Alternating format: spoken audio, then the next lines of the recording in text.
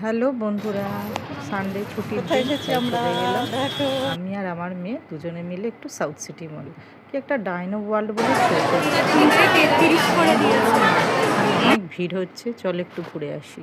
দুজনে গেলাম, dino world শোটা দেখলাম না,